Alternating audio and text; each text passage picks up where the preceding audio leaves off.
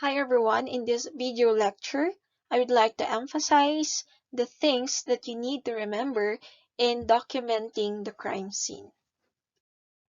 So in crime scene documentation, there are three um, shots or photographs that a forensic photographer must establish.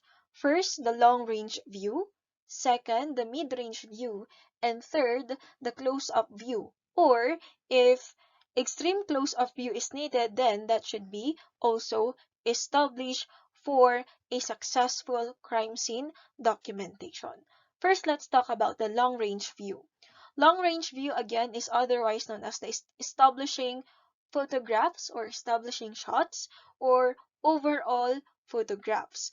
This long-range view provides the views of the entire crime scene. So in the long-range view, it must show the building if ever it is an indoor crime scene where the crime was committed and its um adjoining building or residence. Okay?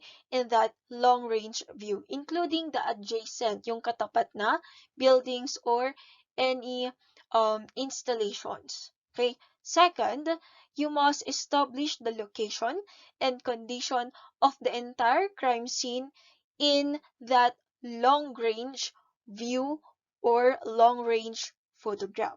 So, dapat dun sa photograph na yon, alam mo kung saan itong building na to, kung saan itong location na to, by means of capturing the long-range view of that particular area. And also, the purpose of the long-range view is to show the location of the scene among its surroundings. Is the crime scene situated in an urban area or in a rural area perhaps? So makikita yan dyan sa long-range photograph niyan. Okay? And also, the purpose of having this establishing photograph is to know or to delineate the boundaries of the scene. Okay, your crime scene might be situated indoor or outdoor. For outdoor crime scene, where the scene is committed, okay, outside a certain premise, the long-range view should encompass the entire crime scene as well as its surroundings, the possible routes of entry and exit. So, dapat in outdoor crime scene, kailangan mong ma-establish yung street, okay? Kung yung street or route papunta doon sa scene itself and also the possible exit route. Next is the view should be taken from several directions as well as overlapping one another. So, as a photographer, okay, you must capture an overlapping shot in a clockwise pattern. Okay? Para maging order um magi mas maging orderly yung manner ng pag-photograph ng overlapping shots niyan. And long-range views may also be used to show the locations of the secondary crime scenes. Okay, again, there are two types of crime scene, the primary crime scene and the secondary crime scene. In the primary crime scene, this is where the crime is actually committed, whereas in the secondary crime scene, this is where an area or location where pertinent pieces of evidence is located. For example, is the body of the victim doon itinapon, pero hindi doon nangyari yung crime mismo. So those are considered secondary crime scene. So it could possibly show the secondary crime scene by photographing the overall, okay, scene, okay, as well as the paths of travel between the scenes. Aside from that, okay, there another type of crime scene is the indoor crime scene. If the crime was committed inside a certain premise, a building or a house. Okay, so in the overall photograph, when you are dealing with indoor crime scene, it must show the exterior of the building. Okay, in the exterior of the building, you should show the entrance, the gate, the door, ayan, and its immediate surroundings, yung mga adjoining buildings, mga katabing mga buildings niya. And also, you must photograph the possible entry or exit points.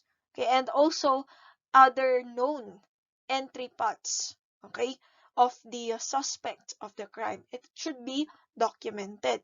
And also, the entryway into the building, yung corridor, yung path papunta doon sa building, must be photographed. Okay, as well as the immediate inside area. And also, be sure to document all the rooms inside the building. Okay? Dapat makita yan sa overall photograph. So here is the example of the method of documenting crime scene, specifically in an indoor crime scene. So pagpasok dito, kikita ninyo na si photographer, okay, photographs this site. Okay? Ito yung view, yung pina-photograph niya. Yan. Okay, second, pagpasok niya sa building, okay, kailangan niya pumesto dito sa side and then photograph this one. Sorry, it's not accurate yon. And third one, dito naman para makita yung side na to. And fourth one, and the light. So, makikita nyo yung manner ng pag-photograph ng forensic photographer. Okay? It must be in a logical manner. Starting from the outside premise of the building or of the crime scene, papunta sa loob.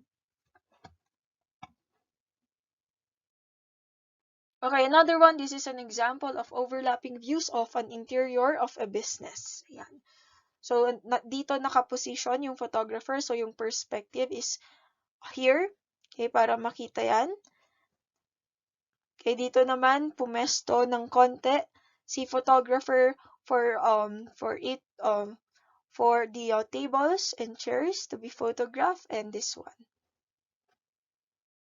Okay, this is another example of the long-range view in an arson crime scene. So makikita ninyo the building itself, the house, and its adjoining building. And also, in-emphasize rin yung entry points. Okay? Ayan. So in medium range views, in medium range views, you should be able as a photographer to capture, okay, the location of items and its relationship with each other. Yun yung purpose ng capturing the medium range views or medium range photographs. And also, it should be showing the location of evidence as well as the frame of reference from the long-range views. So, for example, dun ka sa door. Okay? So, in that door, or outside the door, you will photograph that before marking, okay, before putting any markings and after putting any markings to show the location of the pieces of evidence. And your reference is the outside the door. So another is to provide further detail of the items within the scene as well as their locations within the scene. And it should be taken of groups of evidence in close proximity to each other. Remember, the very purpose of here in the medium range views is to show the relationship of the items, of the pieces of evidence to one another. Okay? So, yan.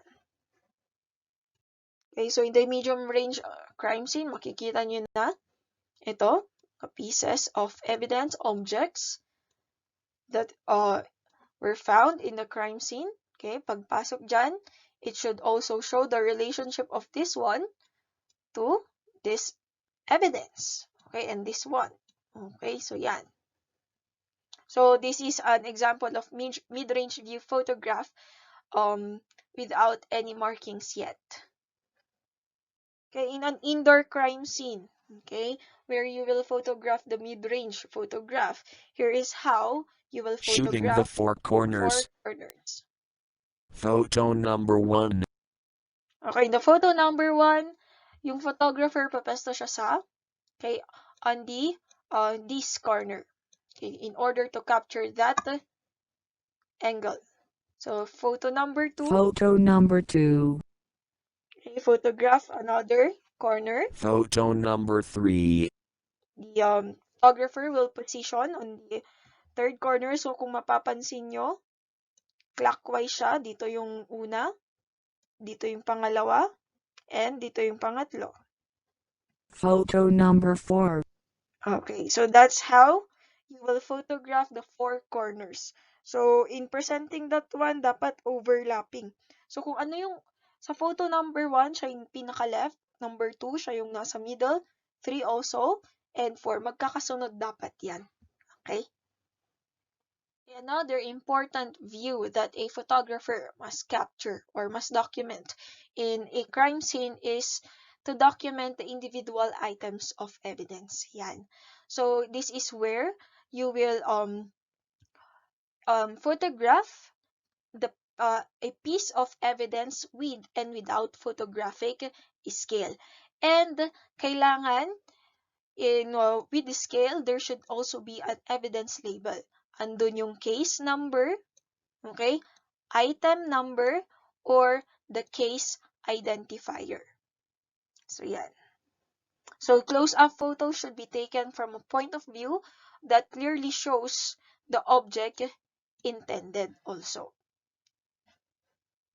Okay, this is an example of a close-up of an evidence in a crime scene. So kung mapapansin nyo, there is already a photographic scale. Okay, so this illustrates how the previously described progression of photographing a scene can help the viewers, okay, later on to understand the locations of the evidence, locations of items of evidence within the crime scene. So mapapansin nyo yan without any markings, and then dito, okay, meron ng marking. So yan, hanggang sa close up yan. Okay, this is an example of a mid-range view still. This is an example of a close-up photograph with a photographic scale. This is an example of a close-up photograph of a foot shoe impression. Okay, dito. Okay, without any markings yet and with markings already. And also with close-up photograph of pieces of evidence with photographic scale. Okay, so if you have any questions, clarifications, feel free to put it in the comment section below.